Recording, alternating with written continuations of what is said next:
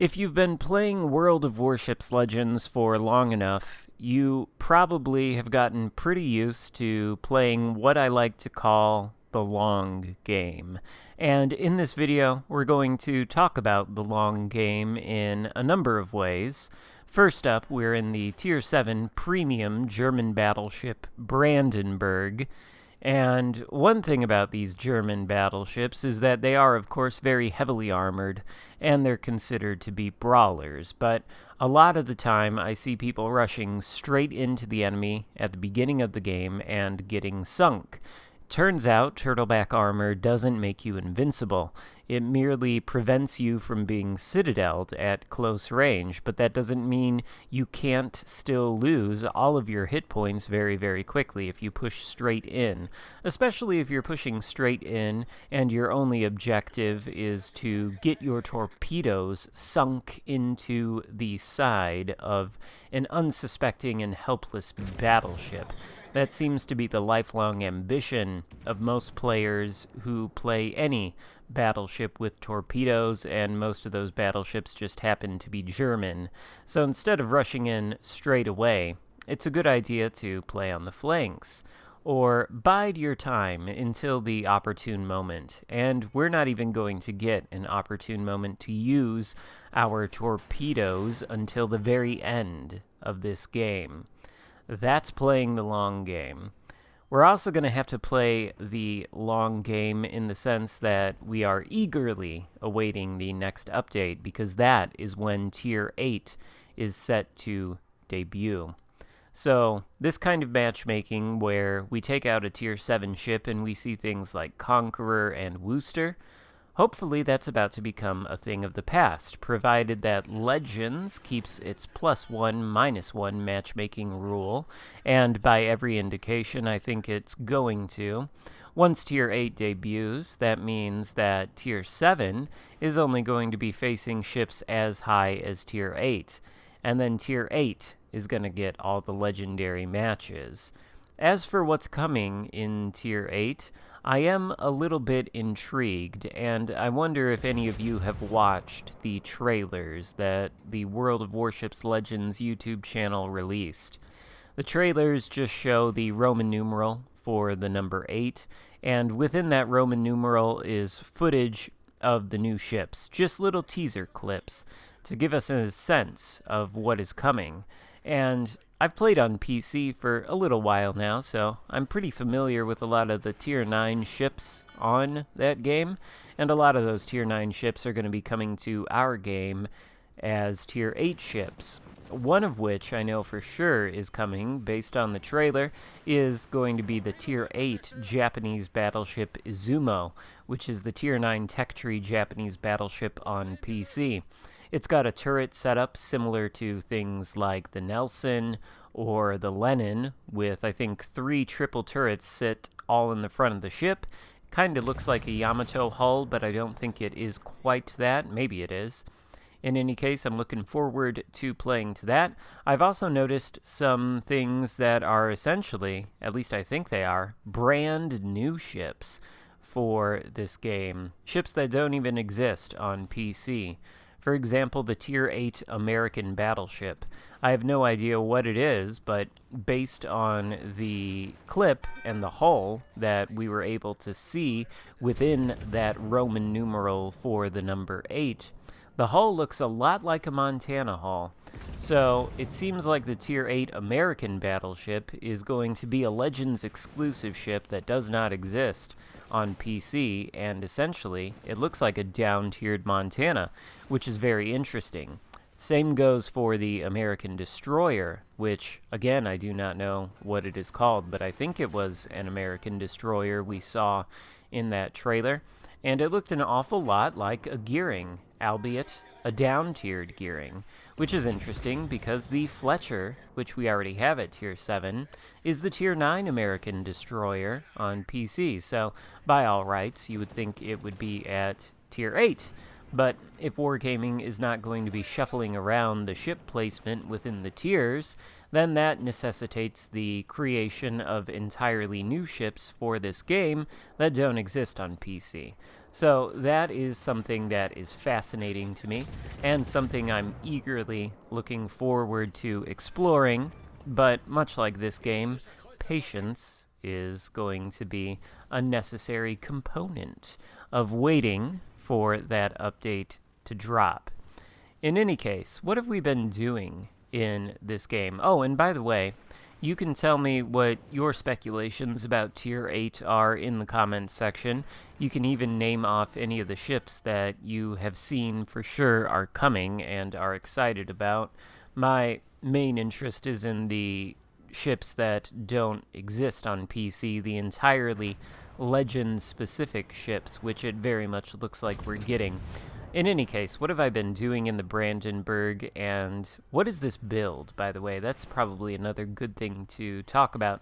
This build is Henry J. Hyde with a full secondary build and full accuracy build, plus the concealment mod and Kondo as inspiration, giving me a concealment on the Brandenburg of, I think, 12.6 kilometers, which is absolutely excellent. Makes it much easier to push in closer to the enemy without being spotted immediately, and the concealment mod on these battleships does seem to have the effect of making me a target that other enemy ships don't want to shoot at for whatever reason. Now, obviously, we've taken a lot of damage. I think the vast majority of that came from the Conqueror's shells, but in return, we've put up a lot of damage on the enemy team. We're nearly at 100k, and the game's roughly halfway over. The Brandenburg is one of those battleships that's really not going to be getting those consistent, huge Alpha Strike punches every single time it fires its guns. You're going to have to do the damage in a little bit of smaller chunks over time, although sometimes you can get those big, juicy hits. The Conqueror is a little bit of a problem, but not really. As you can see, he's retreating toward the... Actually, he's coming in now. He's pushing in toward us, and we're trying to get away from him. He will burn us down eventually if we sort of sit stationary in one place and allow him to hit us. So we're going to put ourselves behind this island and inch closer toward the enemies over near the Bravo Cap. Those enemies are the ones in a position to actually have some sort of influence on the outcome of the game right now, given that one of them is actually inside one of our capture circles and in the process of flipping it, and thus they are going to be my primary target. But I'm never taking my eye off the Conqueror. I want to know what he's doing, and he is pushing in toward this objective, so he is going to eventually become a little bit more of a threat than he presently is. Although, as we could see there, he did take a big, juicy chunk of his hit points from one of my teammates, and I think he's actually the one responsible for permanently disabling the torpedo tubes on the port side of my ship, thanks to his ridiculous HE, and here comes more of it. A single salvo of British high explosive, and of course I'm on fire twice, so I promptly extinguish that. The Azuma, though, looks like he is about to come out broadside. Otherwise, I was thinking about actually heading toward that Conqueror and potentially using the torpedoes on the other side of my ship, but this broadside from the Azuma is just too juicy to resist. He's bow tanking my teammates in front of him, and as a consequence, flat broadside to me, 2 citadels, he goes down. We're at 121,000 damage done, and it's just the GK and the Conqueror left versus me, a single other friendly battleship, a cruiser, and we still have a destroyer. So, barring any terrible play from any of my teammates, well, we are all set to win this game. Meanwhile, the Conqueror is still pushing in, and we only have 2 enemy ships to worry about, the GK and the Conqueror himself. The GK over there in the Bravo Cap is entering the cap, but he has got both a destroyer and a cruiser to deal with, so his attention should be occupied. What we're going to do is make a full 180-degree turn so that we can have our torpedoes on the starboard side of our ship ready to go against the Conqueror. And forgive all the chat wheeling I'm doing in this game. I did switch my controller preset to preset 5, and I think I might keep it that way because the overview camera is a little bit more useful than the left analog stick gun lock, I think. And the left analog stick gun lock is possible now because of the new command on the chat wheel. So why use preset 3, I suppose, if this preset gives me the ability to access this overview camera. In any case, now is the time. With 4 minutes left to go in the game and 2 enemy ships left versus 3. This, in the very late game, is, I think, where the German battleships become especially useful, especially if they are tanky German battleships with torpedoes like the Brandenburg is. Imagine for a moment that Conqueror takes out the final remaining friendly battleship on my team. Where am I? Well, I'm using an island to conceal my approach to the Conqueror. I'm inching up very close to him. There's no way I'll be spotted by the Grosse Kurfürst, who is far too far away, and there are no other ships for me to worry about aside from this Conqueror. It's a guaranteed 1 versus 1. I'm not sailing into a crossfire. The Conqueror is the only one who is probably going to be in a position to shoot at me. So, if you want to get the most use out of the torpedoes on your German battleship, these are the situations you want to look for. Situations where you can guarantee it's a 1 versus 1, and you're only really going to have to be worrying about one opponent into whom you can sink your torpedoes. And there goes the Conqueror as actually our 3rd kill of the game, and we're at 163,000 damage with a very, very healthy Grosse Kurfürst left to farm. Of course, we are pretty low health ourselves, so we do want to be careful, but the GK is looking like he is liable to eat some torpedoes from the remaining friendly destroyer, and it is, after all, wonderful to see a friendly destroyer still left alive here at the end of the game. Hopefully the destroyer play is going to improve as time goes on. Certainly I've made enough videos advising caution and patience in destroyer play as well. The long game is just as relevant in destroyers as it is in battleships, cruisers, and every class of ship in this game. But since we're coming to close to a close here on this game with just this GK left to farm, and we are going to farm him for nearly 200,000 damage. I think we're going to finish with 195k, which is a pretty excellent total for a Tier 7 premium battleship.